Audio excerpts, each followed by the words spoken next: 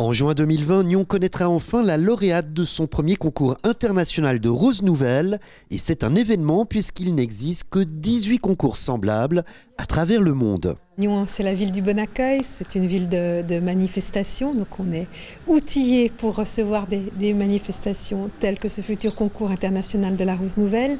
Et puis bien sûr, on veut intéresser les Nyonnais, les gens de la région et de l'arc lémanique à notre concours, et on va travailler, faire en sorte qu'un nombre public vienne l'année prochaine lors du concours international. 88 nouvelles variétés prennent part à cette compétition organisée par les Amis de la Rose de Nyon, la Société romande des Amis de la Rose et de l'horticulture et les espaces verts de la ville qui hébergent et bichonnent ces fleurs depuis février dans une roseraie spécialement aménagée pour l'occasion. Qualité, qualité, qualité. L'objectif premier pour nous, c'est vraiment que ce concours soit extrêmement de très haut niveau.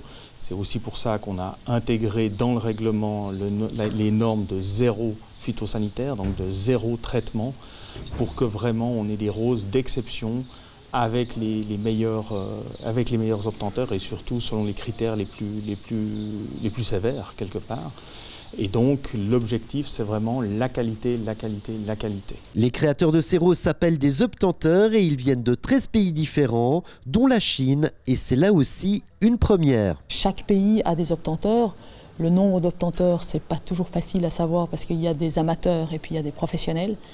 Mais il y a des très grands noms dans le monde, hein. Il y a les noms comme Meillan, Tanto, Cordes, Lenz, Barni en Italie, et j'en passe. Mais il y a aussi le petit amateur qui décide un jour de vouloir créer une rose et puis ça fonctionne ou ça fonctionne pas. Et tous sont à la recherche de la rose parfaite.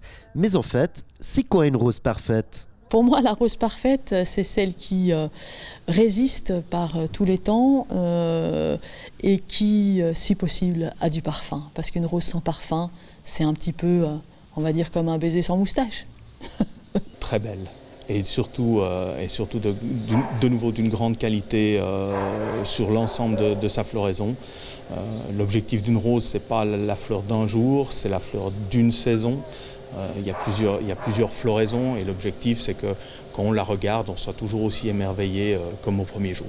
La rose est donc un monde de passionnés qui ne demande qu'à s'ouvrir et la toute jeune association des Amis de la Rose de Nyon recherche activement des membres. Notre association vient de débuter, donc nous sommes les membres fondateurs. Nous allons commencer à faire de la publicité, si on peut dire ça comme ça, pour recruter les membres de l'association.